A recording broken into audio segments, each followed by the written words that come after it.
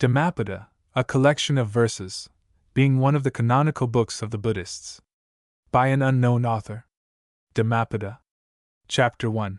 The Twin Verses. 1. All that we are is the result of what we have thought. It is founded on our thoughts. It is made up of our thoughts. If a man speaks or acts with an evil thought, pain follows him, as the wheel follows the foot of the ox that draws the carriage. 2. All that we are is the result of what we have thought. It is founded on our thoughts. It is made up of our thoughts.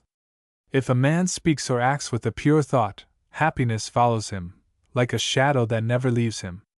3. He abused me, he beat me, he defeated me, he robbed me. In those who harbor such thoughts, hatred will never cease. 4. He abused me, he beat me, he defeated me, he robbed me. In those who do not harbor such thoughts, hatred will cease. 5. For hatred does not cease by hatred at any time, hatred ceases by love. This is an old rule. 6. The world does not know that we must all come to an end here, but those who know it, their quarrels cease at once. 7. He who lives looking for pleasures only, his senses uncontrolled, immoderate in his food, idle, and weak, Mara, the tempter, will certainly overthrow him, as the wind throws down a weak tree. 8. He who lives without looking for pleasures, his senses well controlled, moderate in his food, faithful and strong, him Mara will certainly not overthrow, any more than the wind throws down a rocky mountain. 9.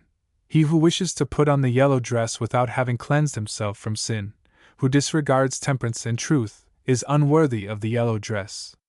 10. But he who has cleansed himself from sin, is well grounded in all virtues, and regards also temperance and truth, he is indeed worthy of the yellow dress. 11. They who imagine truth in untruth, and see untruth in truth, never arrive at truth, but follow vain desires. 12. They who know truth in truth, and untruth in untruth, arrive at truth, and follow true desires. 13.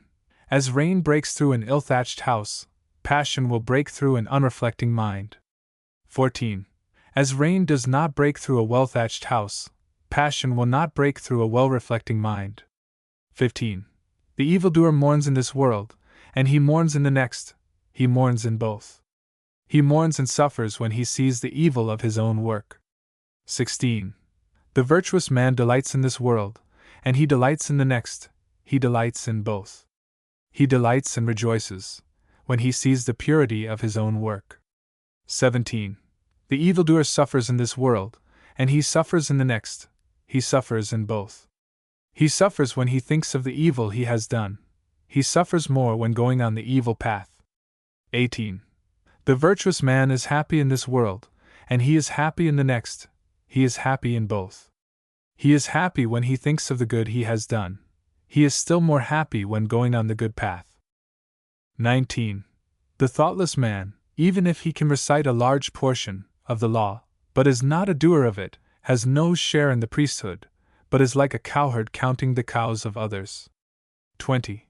The follower of the law, even if he can recite only a small portion of the law, but, having forsaken passion and hatred and foolishness, possesses true knowledge and serenity of mind, he, caring for nothing in this world or that to come, has indeed a share in the priesthood. Chapter 2. On Earnestness. 21. Earnestness is the path of immortality, nirvana, thoughtlessness the path of death. Those who are in earnest do not die, those who are thoughtless are as if dead already. 22.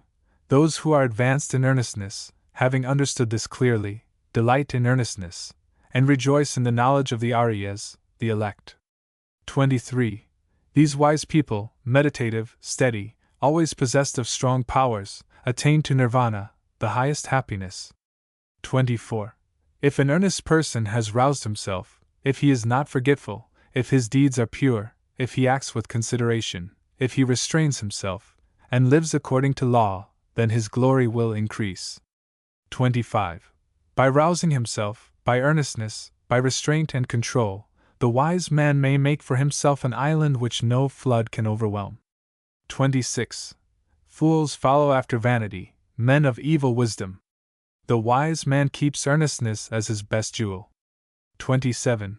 Follow not after vanity, nor after the enjoyment of love and lust. He who is earnest and meditative obtains ample joy. 28. When the learned man drives away vanity by earnestness, he, the wise, climbing the terraced heights of wisdom, looks down upon the fools, serene he looks upon the toiling crowd, as one that stands on a mountain looks down upon them that stand upon the plain. 29. Earnest among the thoughtless, awake among the sleepers, the wise man advances like a racer, leaving behind the hack. 30. By earnestness did Magavan, Indra, rise to the lordship of the gods. People praise earnestness, thoughtlessness is always blamed. 31. A bhikshu mendicant, who delights in earnestness, who looks with fear on thoughtlessness, moves about like fire, burning all his fetters, small or large. 32. A bhikshu mendicant, who delights in reflection, who looks with fear on thoughtlessness, cannot fall away from his perfect state, he is close upon nirvana. Chapter 3. Thought. 33. As a fletcher makes straight his arrow, a wise man makes straight his trembling and unsteady thought, which is difficult to guard, difficult to hold back. 34. As a fish taken from his watery home and thrown on dry ground, our thought trembles all over in order to escape the dominion of Mara, the tempter. 35.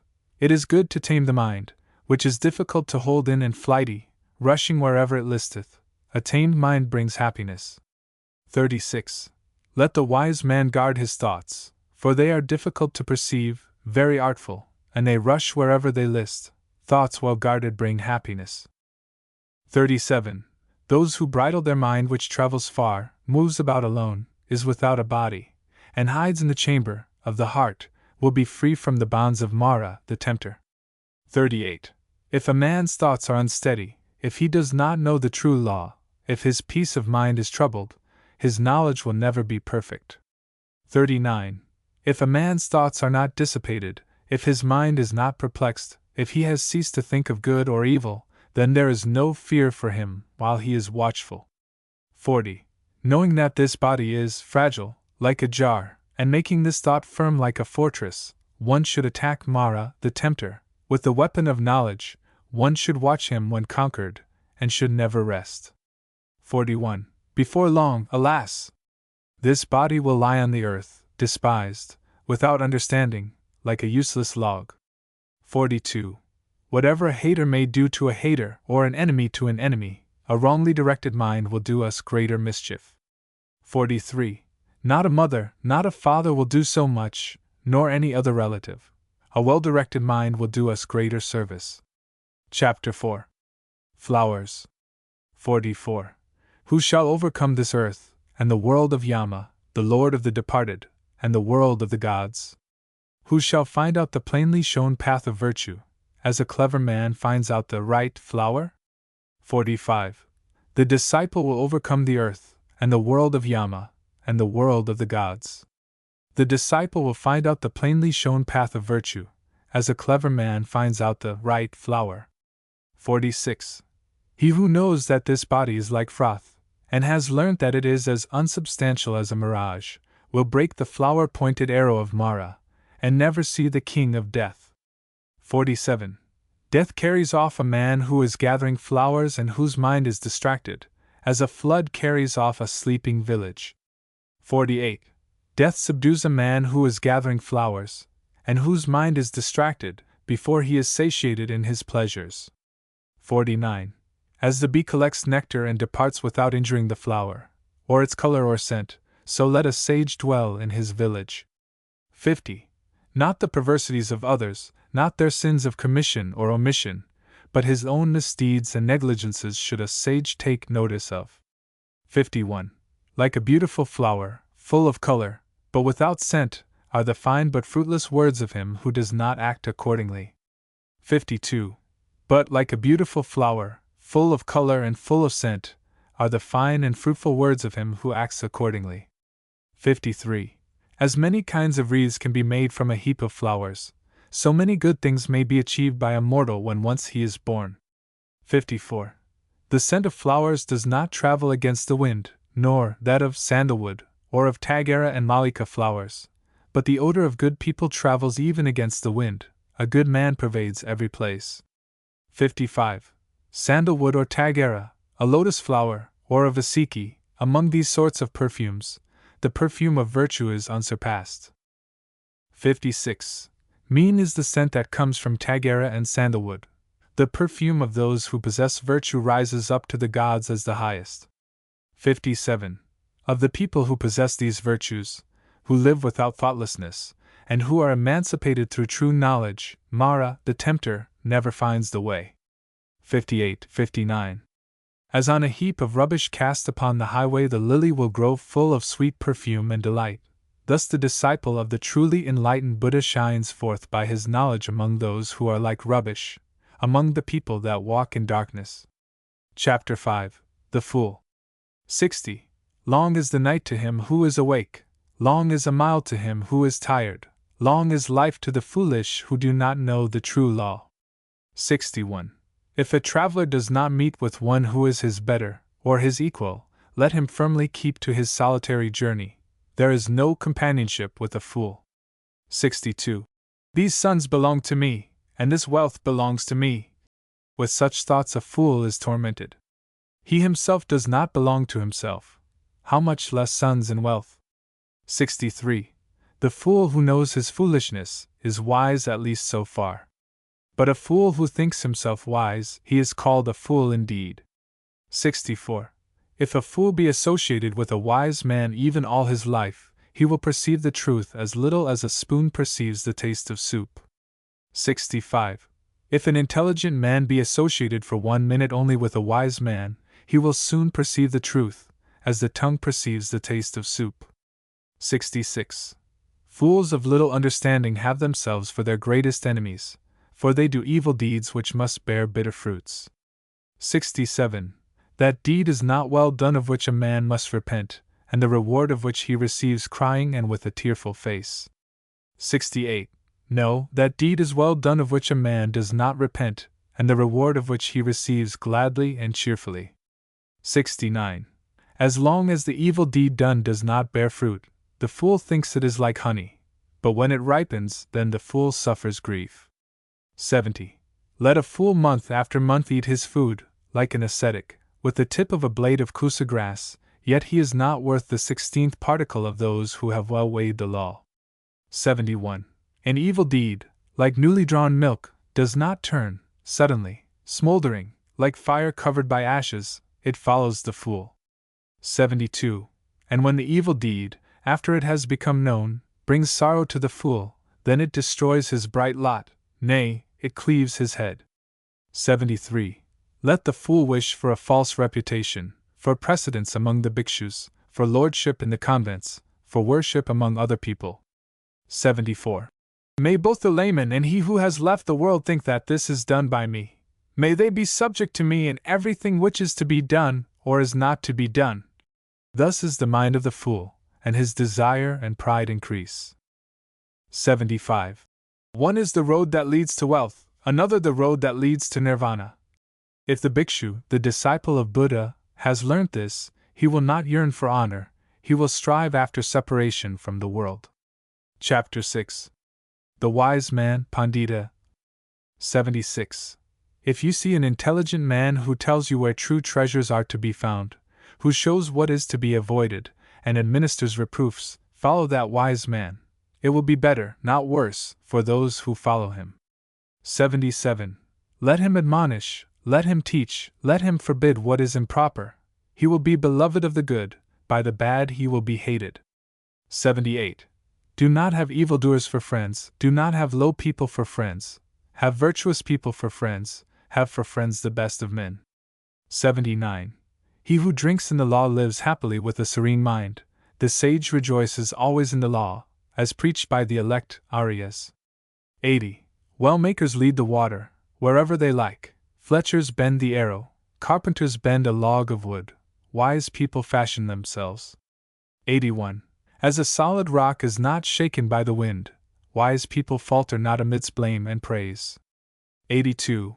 Wise people, after they have listened to the laws, become serene, like a deep, smooth, and still lake. 83. Good people walk on whatever befall, the good do not prattle, longing for pleasure, Whether touched by happiness or sorrow, wise people never appear elated or depressed. 84. If, whether for his own sake, or for the sake of others, a man wishes neither for a son, nor for wealth, nor for lordship, and if he does not wish for his own success by unfair means, then he is good, wise, and virtuous. 85.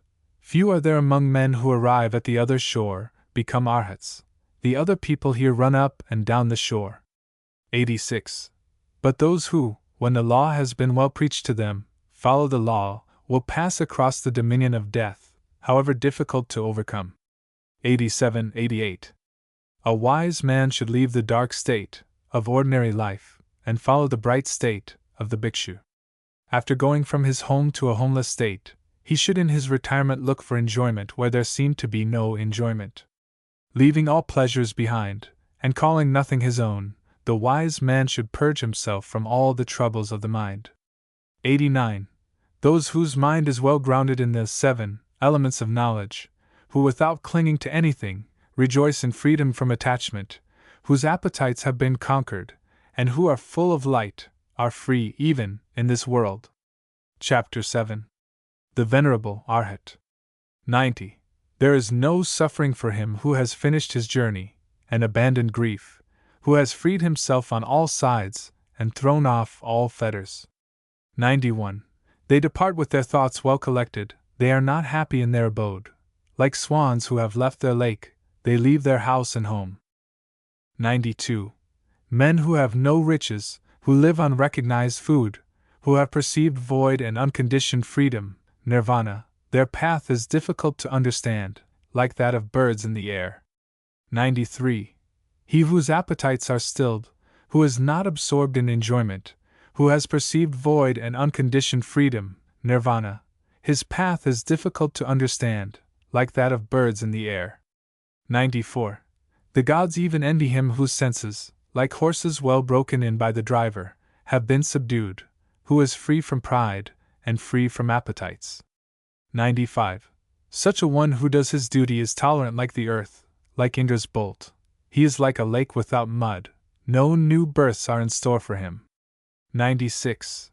His thought is quiet, quiet are his word and deed, when he has obtained freedom by true knowledge, when he has thus become a quiet man. 97. The man who is free from credulity, but knows the uncreated, who has cut all ties, removed all temptations, renounced all desires, he is the greatest of men. 98. In a hamlet or in a forest, in the deep water or on the dry land, wherever venerable persons, arhanta, dwell, that place is delightful. 99. Forests are delightful. Where the world finds no delight, there the passionless will find delight, for they look not for pleasures. Chapter 8. The Thousands. 100. Even though a speech be 1,000 of words, but made up of senseless words, one word of sense is better, which if a man hears, he becomes quiet. 101. Even though a gatha, poem, be 1,000 of words, but made up of senseless words, one word of a gatha is better, which if a man hears, he becomes quiet. 102. Though a man recite 100 gathas made up of senseless words, one word of the law is better, which if a man hears, he becomes quiet. 103. If one man conquer in battle 1,000 times 1,000 men, and if another conquer himself, he is the greatest of conquerors. 104. 105. One's own self conquered is better than all other people. Not even a god, a Gandharv, not Mara with Brahman could change into defeat the victory of a man who has vanquished himself, and always lives under restraint. 106. If a man for 100 years sacrifice month after month with 1,000, and if he but for one moment pay homage to a man whose soul is grounded in true knowledge, better is that homage than sacrifice for 100 years. 107. If a man for 100 years worship Agni, fire, in the forest, and if he but for one moment pay homage to a man whose soul is grounded in true knowledge, better is that homage than sacrifice for 100 years. 108. Whatever a man sacrifice in this world as an offering or as an oblation for a whole year in order to gain merit, the whole of it is not worth a quarter, a farthing. Reverence shown to the righteous is better. 109. He who always greets and constantly reveres the aged, 4 things will increase to him, viz. Life, beauty, happiness, power. 110. But he who lives 100 years, vicious and unrestrained, a life of 1 day is better if a man is virtuous and reflecting. 111. And he who lives 100 years, ignorant and unrestrained, a life of 1 day is better if a man is wise and reflecting. 112. And he who lives 100 years, idle and weak, a life of 1 day is better if a man has attained firm strength. 113. And he who lives 100 years, not seeing beginning and end, a life of 1 day is better if a man sees beginning and end. 114. And he who lives 100 years, not seeing the immortal place, a life of 1 day is better if a man sees the immortal place. 115. And he who lives 100 years, not seeing the highest law, a life of 1 day is better if a man sees the highest law. Chapter 9. Evil. 116. If a man would hasten towards the good, he should keep his thought away from evil. If a man does what is good slothfully, his mind delights in evil. 117. If a man commits a sin, let him not do it again. Let him not delight in sin, pain is the outcome of evil. 118. If a man does what is good, let him do it again. Let him delight in it, happiness is the outcome of good. 119. Even an evildoer sees happiness as long as his evil deed has not ripened, but when his evil deed has ripened, then does the evildoer see evil. 120. Even a good man sees evil days, as long as his good deed has not ripened, but when his good deed has ripened, then does the good man see happy days. 121. Let no man think lightly of evil, saying in his heart, it will not come nigh unto me. Even by the falling of waterdrops a waterpot is filled. The fool becomes full of evil, even if he gather it little by little. 122. Let no man think lightly of good, saying in his heart, it will not come nigh unto me. Even by the falling of waterdrops a waterpot is filled. The wise man becomes full of good, even if he gather it little by little. 123. Let a man avoid evil deeds as a merchant, if he has few companions and carries much wealth, avoids a dangerous road, as a man who loves life avoids poison. 124. He who has no wound on his hand may touch poison with his hand.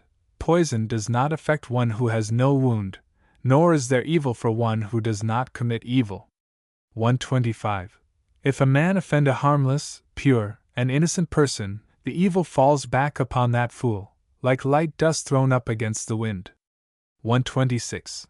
Some people are born again, evildoers go to hell, righteous people go to heaven, those who are free from all worldly desires attain nirvana.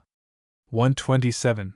Not in the sky, not in the midst of the sea, not if we enter into the clefts of the mountains, is there known a spot in the whole world where death could not overcome the mortal.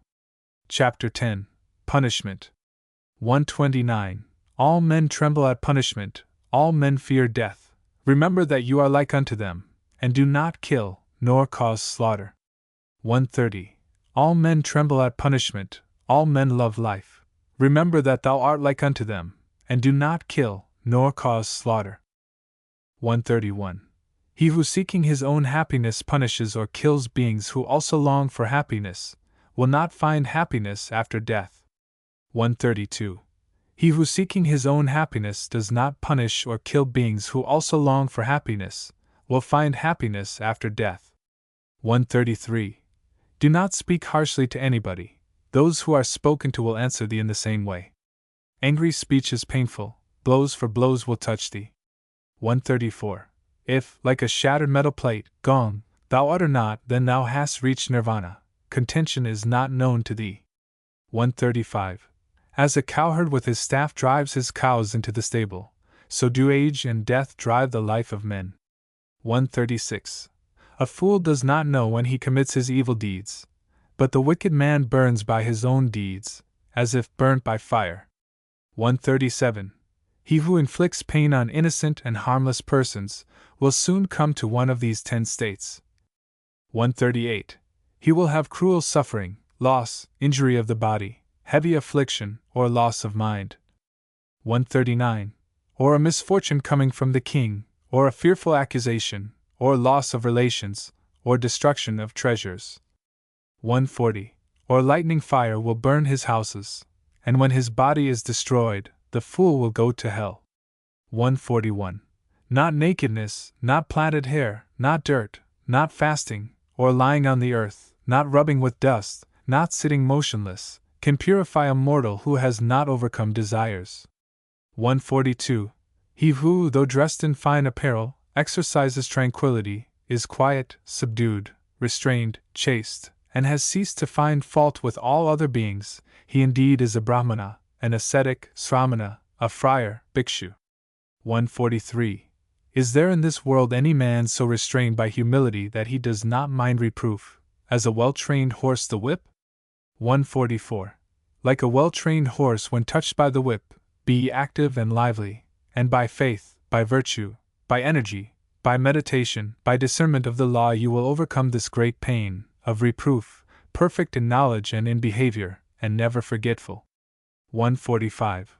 Well makers lead the water, wherever they like, fletchers bend the arrow, carpenters bend a log of wood, good people fashion themselves. Chapter 11. Old Age. 146. How is their laughter, how is their joy, as this world is always burning? Why do you not seek a light, ye who are surrounded by darkness? 147. Look at this dressed-up lump, covered with wounds, joined together, sickly, full of many thoughts, which has no strength, no hold. 148. This body is wasted, full of sickness, and frail. This heap of corruption breaks to pieces, life indeed ends in death. 149. Those white bones, like gourds thrown away in the autumn, what pleasure is there in looking at them? 150. After a stronghold has been made of the bones, it is covered with flesh and blood, and there dwell in it old age and death, pride and deceit. 151. The brilliant chariots of kings are destroyed, the body also approaches destruction, but the virtue of good people never approaches destruction, thus do the good say to the good. 152. A man who has learnt little, grows old like an ox, his flesh grows, but his knowledge does not grow. 153. 154. Looking for the maker of this tabernacle, I shall have to run through a course of many births, so long as I do not find him, and painful is birth again and again. But now, maker of the tabernacle, thou hast been seen, thou shalt not make up this tabernacle again. All thy rafters are broken, thy ridge pole is sundered, the mind, approaching the eternal, Visankara, Nirvana, has attained to the extinction of all desires. 155. Men who have not observed proper discipline, and have not gained treasure in their youth, perish like old herons in a lake without fish. 156. Men who have not observed proper discipline, and have not gained treasure in their youth, lie, like broken bows, sighing after the past. Chapter 12. Self. 157. If a man hold himself dear, let him watch himself carefully. During one at least out of the 3 watches a wise man should be watchful. 158. Let each man direct himself first to what is proper, then let him teach others. Thus a wise man will not suffer. 159. If a man make himself as he teaches others to be, then, being himself well subdued, he may subdue others. One's own self is indeed difficult to subdue. 160. Self is the lord of self, who else could be the lord? With self well subdued, a man finds a lord such as few can find. 161. The evil done by oneself, self-begotten, self-bred, crushes the foolish, as a diamond breaks a precious stone. 162. He whose wickedness is very great brings himself down to that state where his enemy wishes him to be, as a creeper does with the tree which it surrounds. 163. Bad deeds, and deeds hurtful to ourselves, are easy to do. What is beneficial and good, that is very difficult to do. 164. The foolish man who scorns the rule of the venerable, Arhat, of the elect, Arya, of the virtuous, and follows false doctrine, he bears fruit to his own destruction, like the fruits of the Kathaka reed. 165. By oneself the evil is done, by oneself one suffers. By oneself evil is left undone, by oneself one is purified. Purity and impurity belong to oneself, no one can purify another. 166. Let no one forget his own duty for the sake of another's, however great. Let a man, after he has discerned his own duty, be always attentive to his duty. Chapter 13. The World. 167. Do not follow the evil law. Do not live on in thoughtlessness. Do not follow false doctrine. Be not a friend of the world. 168. Rouse thyself. Do not be idle. Follow the law of virtue. The virtuous rests in bliss in this world and in the next. 169.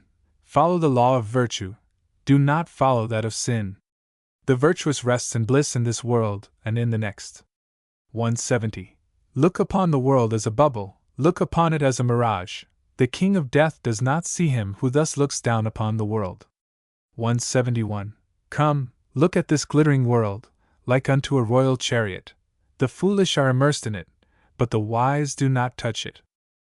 172. He who formerly was reckless and afterwards became sober, brightens up this world, like the moon when freed from clouds. 173. He whose evil deeds are covered by good deeds brightens up this world, like the moon when freed from clouds. 174. This world is dark, few only can see here. A few only go to heaven, like birds escaped from the net. 175. The swans go on the path of the sun, they go through the ether by means of their miraculous power. The wise are led out of this world, when they have conquered Mara and his train. 176. If a man has transgressed one law, and speaks lies, and scoffs at another world, there is no evil he will not do. 177. The uncharitable do not go to the world of the gods. Fools only do not praise liberality. A wise man rejoices in liberality, and through it becomes blessed in the other world. 178. Better than sovereignty over the earth, better than going to heaven, better than lordship over all worlds, is the reward of the first step in holiness. Chapter 14. The Buddha, the Awakened. 179. He whose conquest is not conquered again, into whose conquest no one in this world enters, by what track can you lead him, the awakened, the omniscient, the trackless? 180. He whom no desire with its snares and poisons can lead astray, by what track can you lead him, the awakened, the omniscient, the trackless? 181. Even the gods envy those who are awakened and not forgetful, who are given to meditation, who are wise, and who delight in the repose of retirement from the world. 182. Difficult to obtain is the conception of men, difficult is the life of mortals, difficult is the hearing of the true law, difficult is the birth of the awakened, the attainment of Buddhahood. 183. Not to commit any sin, to do good, and to purify one's mind, that is the teaching of all the awakened. 184. The awakened call patience the highest penance, long-suffering the highest nirvana, for he is not an anchorite, Pravrajita, who strikes others, he is not an ascetic, Sramana, who insults others. 185. Not to blame, not to strike, to live restrained under the law, to be moderate in eating, to sleep and sit alone, and to dwell on the highest thoughts, this is the teaching of the awakened. 186. There is no satisfying lust, even by a shower of gold pieces. He who knows that lusts have a short taste and cause pain, he is wise. 187. Even in heavenly pleasures he finds no satisfaction. The disciple who is fully awakened delights only in the destruction of all desires. 188. Men, driven by fear, go to many a refuge, to mountains and forests, to groves and sacred trees. 189. But that is not a safe refuge, that is not the best refuge. A man is not delivered from all pains after having gone to that refuge. 190. He who takes refuge with Buddha, the law, and the church, he who, with clear understanding, sees the four holy truths. 191. Viz. Pain, the origin of pain, the destruction of pain, and the eightfold holy way that leads to the quieting of pain. 192. That is the safe refuge, that is the best refuge. Having gone to that refuge, a man is delivered from all pain. 193. A supernatural person, a Buddha, is not easily found, he is not born everywhere. Wherever such a sage is born, that race prospers. 194. Happy is the arising of the awakened, happy is the teaching of the true law, happy is peace in the church, happy is the devotion of those who are at peace. 195, 196. He who pays homage to those who deserve homage, whether the awakened Buddha, or their disciples, those who have overcome the host of evils and crossed the flood of sorrow, he who pays homage to such as have found deliverance and know no fear, his merit can never be measured by anybody. Chapter 15. Happiness. 197. Let us live happily then, not hating those who hate us. Among men who hate us let us dwell free from hatred. 198. Let us live happily then, free from ailments among the ailing. Among men who are ailing let us dwell free from ailments. 199. Let us live happily then, free from greed among the greedy. Among men who are greedy let us dwell free from greed. 200. Let us live happily then, though we call nothing our own. We shall be like the bright gods, feeding on happiness. 201. Victory breeds hatred, for the conquered is unhappy. He who has given up both victory and defeat, he, the contented, is happy. 202. There is no fire like passion, there is no losing throw like hatred, there is no pain like this body, there is no happiness higher than rest. 203. Hunger is the worst of diseases, the body the greatest of pains. If one knows this truly, that is nirvana, the highest happiness. 204. Health is the greatest of gifts, contentedness the best riches, trust is the best of relationships, nirvana the highest happiness. 205. He who has tasted the sweetness of solitude and tranquility is free from fear and free from sin, while he tastes the sweetness of drinking in the law. 206. The sight of the elect Arya is good, to live with them is always happiness. If a man does not see fools, he will be truly happy. 207. He who walks in the company of fools suffers a long way. Company with fools, as with an enemy, is always painful. Company with the wise is pleasure, like meeting with kinsfolk. 208. Therefore, one ought to follow the wise, the intelligent, the learned, the much enduring, the dutiful, the elect.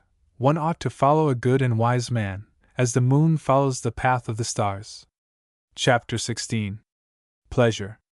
209.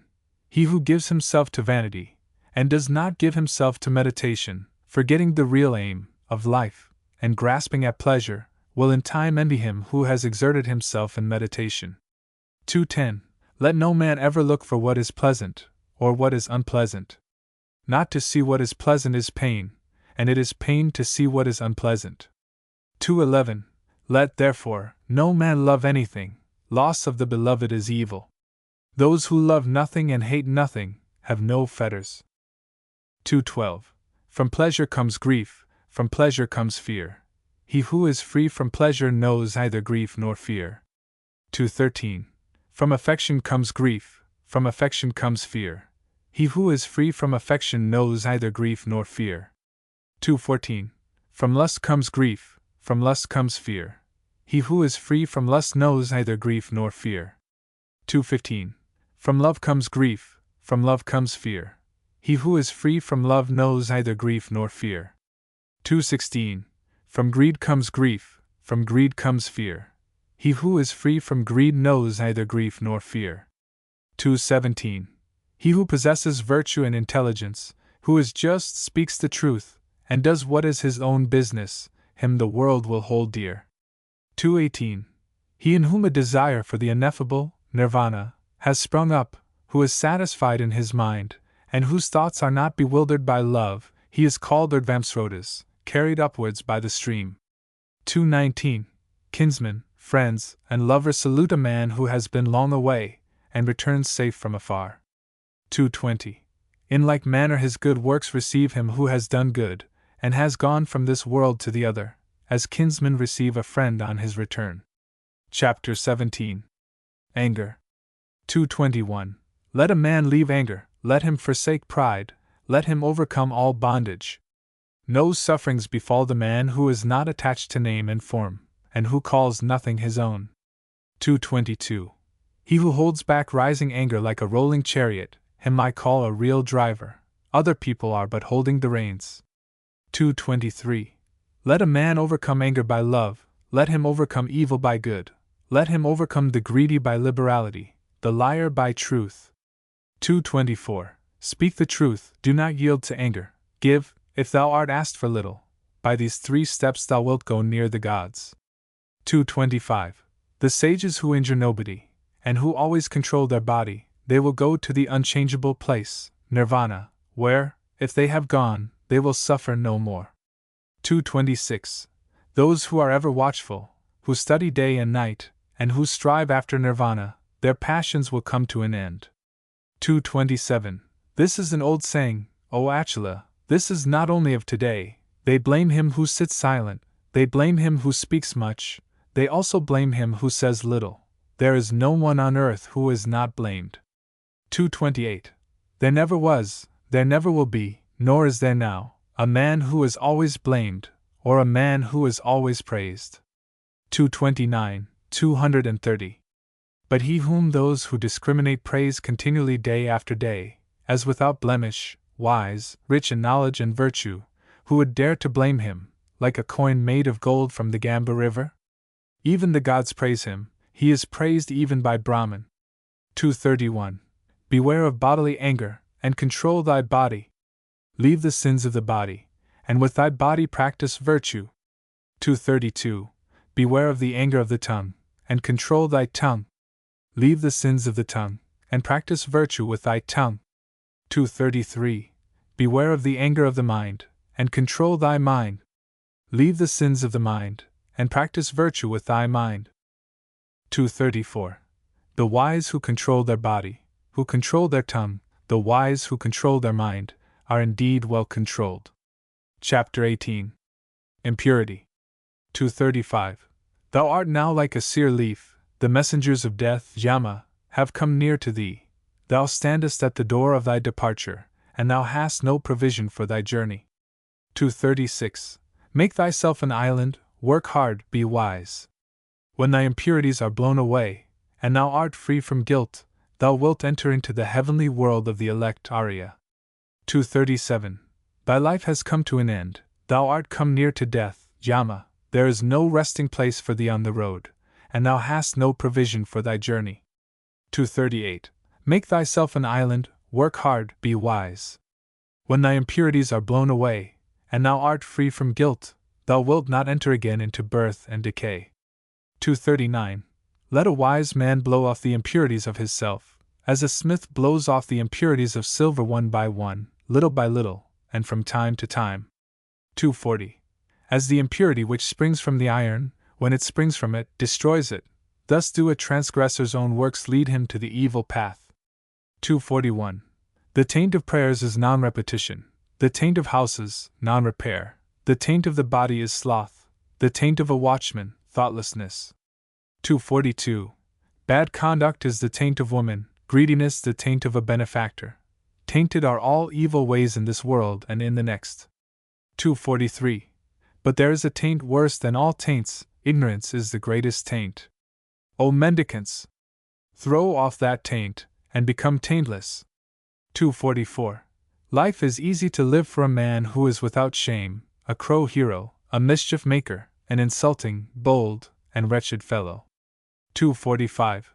But life is hard to live for a modest man, who always looks for what is pure, who is disinterested, quiet, spotless, and intelligent.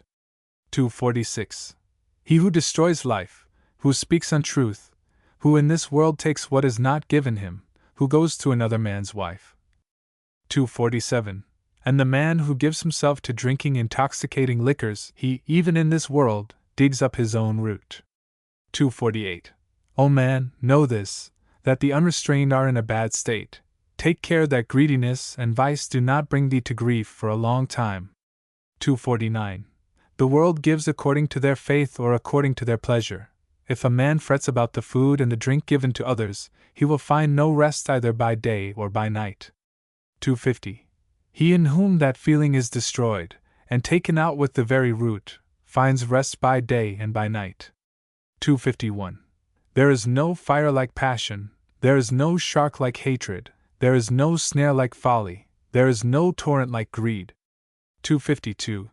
The fault of others is easily perceived, but that of oneself is difficult to perceive. A man winnows his neighbor's faults like chaff, but his own fault he hides, as a cheat hides the bad die from the gambler. 253. If a man looks after the faults of others, and is always inclined to be offended, his own passions will grow, and he is far from the destruction of passions. 254. There is no path through the air. A man is not a samama by outward acts. The world delights in vanity, the Tathagatas, the Buddhas, are free from vanity. 255. There is no path through the air. A man is not a samama by outward acts. No creatures are eternal, but the awakened Buddha are never shaken. Chapter 19. The Just. 256, 257. A man is not just if he carries a matter by violence. No, he who distinguishes both right and wrong, who has learned and leads others, not by violence, but by law and equity, and who is guarded by the law and intelligent, he is called just. 258. A man is not learned because he talks much. He who is patient, free from hatred and fear, he is called learned. 259. A man is not a supporter of the law because he talks much. Even if a man has learnt little, but sees the law bodily, he is a supporter of the law, a man who never neglects the law. 260. A man is not an elder because his head is gray. His age may be ripe, but he is called old and vain. 261. He in whom there is truth, virtue, love, restraint, moderation, he who is free from impurity and is wise, he is called an elder. 262. An envious, greedy, dishonest man does not become respectable by means of much talking only, or by the beauty of his complexion. 263. He in whom all this is destroyed, and taken out with the very root, he, when freed from hatred and wise, is called respectable. 264. Not by tonsure does an undisciplined man who speaks falsehood become a samama. Can a man be a samama who is still held captive by desire and greediness? 265. He who always quiets the evil, whether small or large, he is called a samama, a quiet man, because he has quieted all evil. 266. A man is not a mendicant, bhikshu, simply because he asks others for alms. He who adopts the whole law is a bhikshu, not he who only begs. 267. He who is above good and evil, who is chaste, who with knowledge passes through the world, he indeed is called a bhikshu. 268, 269. A man is not a muni because he observes silence, mona, i.e. mauna, if he is foolish and ignorant, but the wise who, taking the balance, chooses the good and avoids evil, he is a muni, and is a muni thereby. He who in this world weighs both sides is called a muni. 270. A man is not an elect Arya, because he injures living creatures. Because he has pity on all living creatures, therefore is a man called Arya. 271, 272. Not only by discipline and vows, not only by much learning, not by entering into a trance, not by sleeping alone, do I earn the happiness of release which no worldling can know. Bhikshu, be not confident as long as thou hast not attained the extinction of desires. Chapter 20. The Way. 273. The best of ways is the eightfold. The best of truths the four words. The best of virtues passionlessness. The best of men he who has eyes to see. 274. This is the way, there is no other that leads to the purifying of intelligence. Go on this way. Everything else is the deceit of Mara, the tempter. 275. If you go on this way, you will make an end of pain. The way was preached by me, when I had understood the removal of the thorns in the flesh. 276. You yourself must make an effort. The Tathagatas, Buddhas, are only preachers. The thoughtful who enter the way are freed from the bondage of Mara. 277. All created things perish. He who knows and sees this becomes passive in pain. This is the way to purity. 278. All created things are grief and pain. He who knows and sees this becomes passive in pain. This is the way that leads to purity. 279. All forms are unreal. He who knows and sees this becomes passive in pain. This is the way that leads to purity. 280. He who does not rouse himself when it is time to rise, who, though young and strong, is full of sloth, whose will and thought are weak, that lazy and idle man will never find the way to knowledge. 281. Watching his speech, well restrained in mind, let a man never commit any wrong with his body. Let a man but keep these three roads of action clear, and he will achieve the way which is taught by the wise. 282. Through zeal knowledge is gotten, through lack of zeal knowledge is lost. Let a man who knows this double path of gain and loss thus place himself that knowledge may grow. 283. Cut down the whole forest of lust, not a tree only. Danger comes out of the forest of lust. When you have cut down both the forest of lust and its undergrowth, then, bhikshus, you will be rid of the forest and free. 284. So long as the love of man towards women, even the smallest, is not destroyed, so long is his mind in bondage, as the calf that drinks milk is to its mother. 285. Cut out the love of self, like an autumn lotus, with thy hand. Cherish the road of peace. Nirvana has been shown by Sagata Buddha. 286. Here I shall dwell in the rain, here in winter and summer, thus the fool meditates, and does not think of his death. 287. Death comes and carries off that man, prays for his children and flocks, his mind distracted, as a flood carries off a sleeping village. 288. Sons are no help, nor a father, nor relations.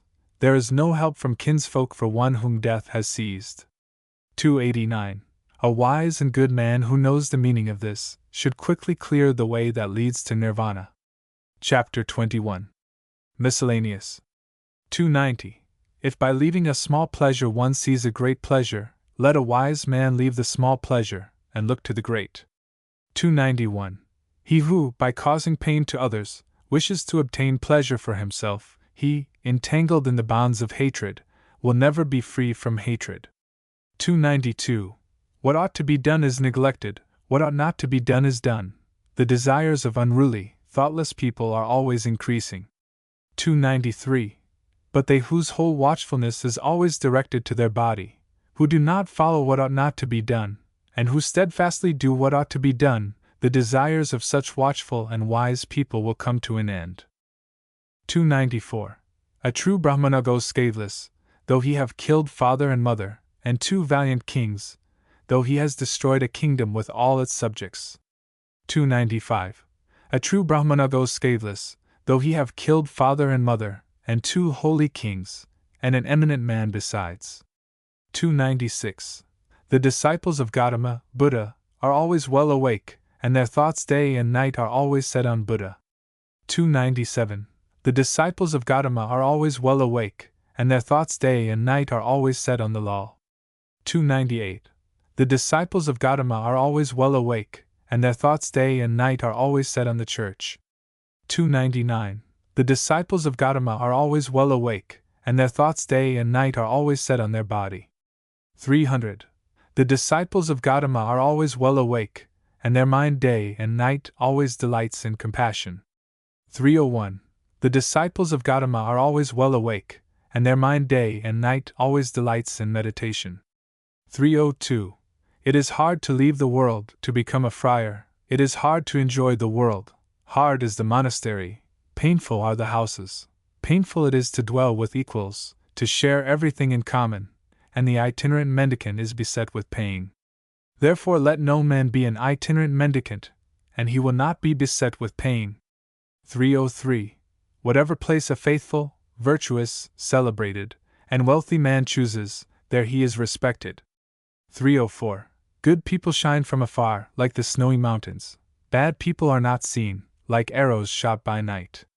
305. He alone who, without ceasing, practices the duty of sitting alone and sleeping alone, he, subduing himself, will rejoice in the destruction of all desires alone, as if living in a forest. Chapter 22. The Downward Course. 306. He who says what is not, goes to hell. He also who, having done a thing, says I have not done it. After death both are equal, they are men with evil deeds in the next world. 307. Many men whose shoulders are covered with the yellow gown are ill-conditioned and unrestrained, such evildoers by their evil deeds go to hell. 308. Better it would be to swallow a heated iron ball, like flaring fire, than that a bad unrestrained fellow should live on the charity of the land. 309. 4 things does a reckless man gain who covets his neighbor's wife: a bad reputation, an uncomfortable bed, thirdly, punishment, and lastly, hell. 310. There is bad reputation, and the evil way, to hell. There is the short pleasure of the frightened in the arms of the frightened, and the king imposes heavy punishment. Therefore let no man think of his neighbor's wife. 311. As a grass blade, if badly grasped, cuts the arm, badly practiced asceticism leads to hell. 312. An act carelessly performed, a broken vow, and hesitating obedience to discipline, all this brings no great reward. 313. If anything is to be done, let a man do it, let him attack it vigorously. A careless pilgrim only scatters the dust of his passions more widely. 314. An evil deed is better left undone, for a man repents of it afterwards. A good deed is better done, for having done it, one does not repent. 315. Like a well-guarded frontier fort, with defenses within and without, so let a man guard himself. Not a moment should escape, for they who allow the right moment to pass, suffer pain when they are in hell. 316. They who are ashamed of what they ought not to be ashamed of, and are not ashamed of what they ought to be ashamed of, such men, embracing false doctrines, enter the evil path. 317. They who fear when they ought not to fear, and fear not when they ought to fear, such men, embracing false doctrines, enter the evil path. 318. They who forbid when there is nothing to be forbidden, and forbid not when there is something to be forbidden, such men, embracing false doctrines, enter the evil path. 319. They who know what is forbidden as forbidden, and what is not forbidden as not forbidden, such men, embracing the true doctrine, enter the good path. Chapter 23. The Elephant. 320. Silently shall I endure abuse as the elephant in battle endures the arrow sent from the bow, for the world is ill-natured. 321. They lead a tamed elephant to battle, the king mounts a tamed elephant. The tamed is the best among men, he who silently endures abuse. 322. Mules are good, if tamed, and noble sin the horses, and elephants with large tusks. But he who tames himself is better still. 323. For with these animals does no man reach the untrodden country, nirvana, where a tamed man goes on a tamed animal, viz. on his own well-tamed self. 324. The elephant called Dhammapada, his temples running with sap, and difficult to hold, does not eat a morsel when bound. The elephant longs for the elephant grove. 325. If a man becomes fat and a great eater, if he is sleepy and rolls himself about, that fool, like a hog fed on wash, is born again and again. 326. This mind of mine went formerly wandering about as it liked, as it listed, as it pleased. But I shall now hold it in thoroughly, as the rider who holds the hook holds in the furious elephant. 327. Be not thoughtless, watch your thoughts. Draw yourself out of the evil way, like an elephant sunk in mud. 328. If a man find a prudent companion who walks with him, is wise, and lives soberly, he may walk with him, overcoming all dangers, happy, but considerate. 329. If a man find no prudent companion who walks with him, is wise, and lives soberly, let him walk alone, like a king who has left his conquered country behind, like an elephant in the forest. 330. It is better to live alone, there is no companionship with a fool. Let a man walk alone, let him commit no sin, with few wishes, like an elephant in the forest. 331. If an occasion arises, friends are pleasant, enjoyment is pleasant, whatever be the cause. A good work is pleasant in the hour of death. The giving up of all grief is pleasant. 332. Pleasant in the world is the state of a mother, pleasant the state of a father, pleasant the state of a samama, pleasant the state of a brahmana. 333. Pleasant is virtue lasting to old age, pleasant is a faith firmly rooted, pleasant is attainment of intelligence, pleasant is avoiding of sins. Chapter 24. Thirst. 334. The thirst of a thoughtless man grows like a creeper. He runs from life to life, like a monkey seeking fruit in the forest. 335. Whomsoever this fierce thirst overcomes, full of poison, in this world, his sufferings increase like the abounding burana grass. 336. He who overcomes this fierce thirst, difficult to be conquered in this world, sufferings fall off from him, like water drops from a lotus leaf. 337. This salutary word I tell you, do ye, as many as are here assembled, dig up the root of thirst, as he who wants the sweet-scented Uzira root must dig up the burana grass, that Mara, the tempter, may not crush you again and again, as the stream crushes the reeds. 338. As a tree, even though it has been cut down, is firm so long as its root is safe, and grows again, thus, unless the feeders of thirst are destroyed, the pain of life will return again and again. 339. He whose thirst running towards pleasure is exceeding strong in the 36 channels, the waves will carry away that misguided man, viz. his desires which are set on passion. 340. The channels run everywhere, the creeper of passion stands sprouting. If you see the creeper springing up, cut its root by means of knowledge. 341. A creature's pleasures are extravagant and luxurious. Sunk in lust and looking for pleasure, men undergo, again and again, birth and decay. 342. Men, driven on by thirst, run about like a snared hare. Held in fetters and bonds, they undergo pain for a long time, again and again. 343. Men, driven on by thirst, run about like a snared hare. Let therefore the mendicant drive out thirst, by striving after passionlessness for himself. 344. He who, having got rid of the forest, of lust, i.e., after having reached nirvana, gives himself over to forest life, i.e., to lust, and who, when removed from the forest, i.e., from lust, runs to the forest, i.e., to lust, look at that man. Though free, he runs into bondage. 345.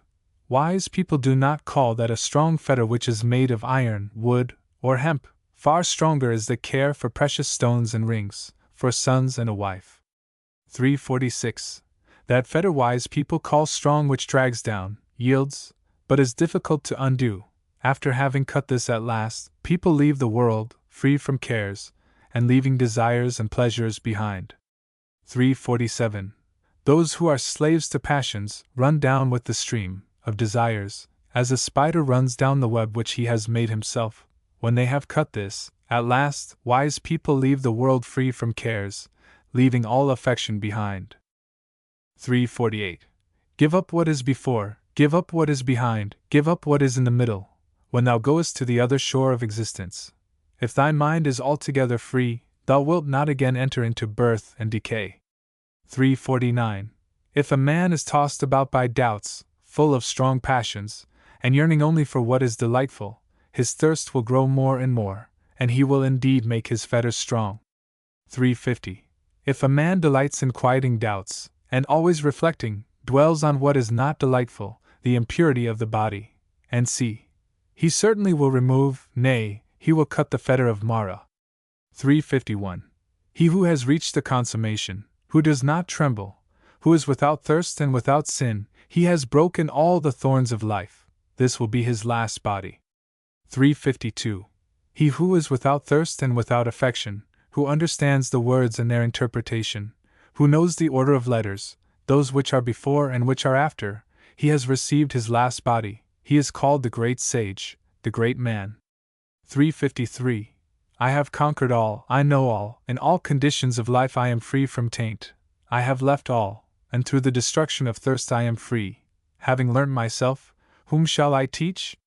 354. The gift of the law exceeds all gifts, the sweetness of the law exceeds all sweetness, the delight in the law exceeds all delights, the extinction of thirst overcomes all pain. 355. Pleasures destroy the foolish, if they look not for the other shore. The foolish by his thirst for pleasures destroys himself, as if he were his own enemy. 356. The fields are damaged by weeds, mankind is damaged by passion, therefore a gift bestowed on the passionless brings great reward. 357. The fields are damaged by weeds, mankind is damaged by hatred, therefore a gift bestowed on those who do not hate brings great reward. 358. The fields are damaged by weeds, mankind is damaged by vanity, therefore a gift bestowed on those who are free from vanity brings great reward. 359. The fields are damaged by weeds, mankind is damaged by lust, therefore a gift bestowed on those who are free from lust brings great reward. Chapter 25. The Bhikshu Mendicant. 360. Restraint in the eye is good, good is restraint in the ear, in the nose restraint is good, good is restraint in the tongue. 361. In the body restraint is good, good is restraint in speech, in thought restraint is good, good is restraint in all things. A bhikshu, restrained in all things, is freed from all pain. 362. He who controls his hand, he who controls his feet, he who controls his speech, he who is well controlled, he who delights inwardly, who is collected, who is solitary and content, him they call bhikshu. 363. The bhikshu who controls his mouth, who speaks wisely and calmly, who teaches the meaning and the law, his word is sweet. 364. He who dwells in the law, delights in the law, meditates on the law, follows the law, that bhikshu will never fall away from the true law. 365. Let him not despise what he has received, nor ever envy others. A mendicant who envies others does not obtain peace of mind. 366. A bhikshu who, though he receives little, does not despise what he has received, even the gods will praise him, if his life is pure, and if he is not slothful. 367. He who never identifies himself with name and form, and does not grieve over what is no more, he indeed is called a bhikshu. 368. The bhikshu who acts with kindness, who is calm in the doctrine of Buddha, will reach the quiet place, nirvana, cessation of natural desires, and happiness. 369. O bhikshu, empty this boat. If emptied, it will go quickly. Having cut off passion and hatred, thou wilt go to nirvana. 370. Cut off the 5 senses, leave the 5, rise above the 5. A bhikshu, who has escaped from the 5 fetters, he is called Agatina, saved from the flood. 371. Meditate, O bhikshu, and be not heedless. Do not direct thy thought to what gives pleasure, that thou mayest not for thy heedlessness have to swallow the iron ball, in hell, and that thou mayest not cry out when burning, this is pain. 372. Without knowledge there is no meditation, without meditation there is no knowledge, he who has knowledge and meditation is near unto nirvana. 373. A bhikshu who has entered his empty house, and whose mind is tranquil, feels a more than human delight when he sees the law clearly. 374. As soon as he has considered the origin and destruction of the elements, khanda, of the body, he finds happiness and joy which belong to those who know the immortal, nirvana. 375. And this is the beginning here for a wise bhikshu: watchfulness over the senses, contentedness, restraint under the law, keep noble friends whose life is pure, and who are not slothful. 376. Let him live in charity, let him be perfect in his duties, then in the fullness of delight he will make an end of suffering. 377. As the Vasika plant sheds its withered flowers, men should shed passion and hatred, O ye bhikshus. 378. The bhikshu whose body and tongue and mind are quieted, who is collected, and has rejected the baits of the world, he is called quiet. 379. Rouse thyself by thyself, examine thyself by thyself, thus self-protected and attentive wilt thou live happily, O bhikshu. 380. For self is the lord of self, self is the refuge of self, therefore curb thyself as the merchant curbs a good horse. 381. The bhikshu, full of delight, who is calm in the doctrine of Buddha will reach the quiet place, nirvana, cessation of natural desires, and happiness. 382. He who, even as a young bhikshu, applies himself to the doctrine of Buddha brightens up this world, like the moon when free from clouds. Chapter 26. The Brahmana Arhat. 383. Stop the stream valiantly, drive away the desires, O Brahmana. When you have understood the destruction of all that was made, you will understand that which was not made. 384. If the Brahmana has reached the other shore in both laws, in restraint and contemplation, all bonds vanish from him who has obtained knowledge. 385. He for whom there is neither this nor that sure, nor both, him, the fearless and unshackled, I call indeed a Brahmana. 386. He who is thoughtful, blameless, settled, dutiful, without passions, and who has attained the highest end, him I call indeed a Brahmana. 387. The sun is bright by day, the moon shines by night, the warrior is bright in his armor, the Brahmana is bright in his meditation, but Buddha, the awakened, is bright with splendor day and night. 388. Because a man is rid of evil, therefore he is called Brahmana. Because he walks quietly, therefore he is called Samama. Because he has sent away his own impurities, therefore he is called Pravrajita, Pabhajita, a pilgrim. 389. No one should attack a Brahmana, but no Brahmana, if attacked, should let himself fly at his aggressor. Woe to him who strikes a Brahmana, more woe to him who flies at his aggressor. 390. It advantages a Brahmana not a little if he holds his mind back from the pleasures of life. When all wish to injure has vanished, pain will cease. 391. Him I call indeed a Brahmana who does not offend by body, word, or thought, and is controlled on these 3 points. 392. After a man has once understood the law as taught by the well-awakened Buddha, let him worship it carefully, as the Brahmana worships the sacrificial fire. 393. A man does not become a Brahmana by his plaited hair, by his family, or by birth. In whom there is truth and righteousness, he is blessed, he is a Brahmana. 394. What is the use of plaited hair, O fool? What of the raiment of goat skins? Within thee there is ravening, but the outside thou makest clean. 395. The man who wears dirty raiments, who is emaciated and covered with veins, who lives alone in the forest, and meditates, him I call indeed a Brahmana. 396. I do not call a man a Brahmana because of his origin or of his mother. He is indeed arrogant, and he is wealthy, but the poor, who is free from all attachments, him I call indeed a Brahmana. 397. Him I call indeed a Brahmana who has cut all fetters, who never trembles, is independent and unshackled. 398. Him I call indeed a Brahmana who has cut the strap and the thong, the chain with all that pertains to it, who has burst the bar, and is awakened. 399.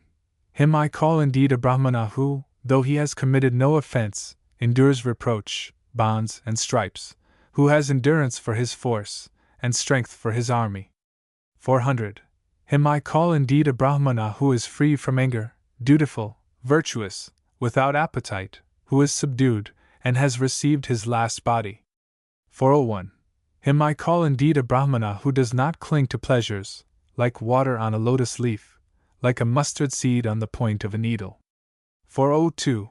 Him I call indeed a Brahmana who, even here, knows the end of his suffering, has put down his burden, and is unshackled. 403. Him I call indeed a Brahmana whose knowledge is deep, who possesses wisdom, who knows the right way and the wrong, and has attained the highest end. 404. Him I call indeed a Brahmana who keeps aloof both from laymen and from mendicants, who frequents no houses, and has but few desires. 405. Him I call indeed a Brahmana who finds no fault with other beings, whether feeble or strong, and does not kill nor cause slaughter. 406. Him I call indeed a Brahmana who is tolerant with the intolerant, mild with fault-finders, and free from passion among the passionate. 407. Him I call indeed a Brahmana from whom anger and hatred, pride and envy have dropped like a mustard seed from the point of a needle. 408. Him I call indeed a Brahmana who utters true speech, instructive and free from harshness, so that he offend no one. 409. Him I call indeed a Brahmana who takes nothing in the world that is not given him, be it long or short, small or large, good or bad. 410. Him I call indeed a Brahmana who fosters no desires for this world or for the next, has no inclinations, and is unshackled. 411. Him I call indeed a Brahmana who has no interests, and when he has understood the truth, does not say how, and who has reached the depth of the immortal. 412. Him I call indeed a Brahmana who in this world is above good and evil, above the bondage of both, free from grief, from sin, and from impurity. 413. Him I call indeed a Brahmana who is bright like the moon, pure, serene, undisturbed, and in whom all gaiety is extinct. 414.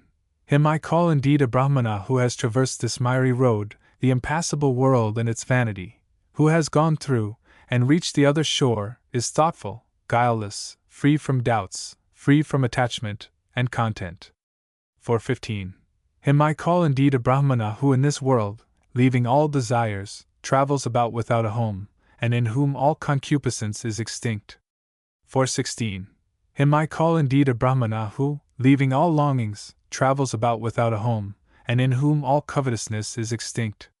417. Him I call indeed a Brahmana who, after leaving all bondage to men, has risen above all bondage to the gods, and is free from all and every bondage. 418. Him I call indeed a Brahmana who has left what gives pleasure and what gives pain, who is cold, and free from all germs of renewed life, the hero who has conquered all the worlds.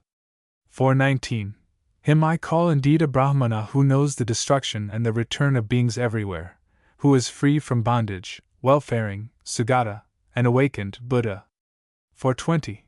Him I call indeed a Brahmana whose path the gods do not know, nor spirits, Gandharvas, nor men, whose passions are extinct, and who is an Arhat, venerable. 421. Him I call indeed a Brahmana who calls nothing his own, whether it be before, behind, or between, who is poor, and free from the love of the world. 422. Him I call indeed a Brahmana, the manly, the noble, the hero, the great sage, the conqueror, the impassible, the accomplished, the awakened. 423. Him I call indeed a Brahmana who knows his former abodes, who sees heaven and hell, has reached the end of births, is perfect in knowledge, a sage, and whose perfections are all perfect.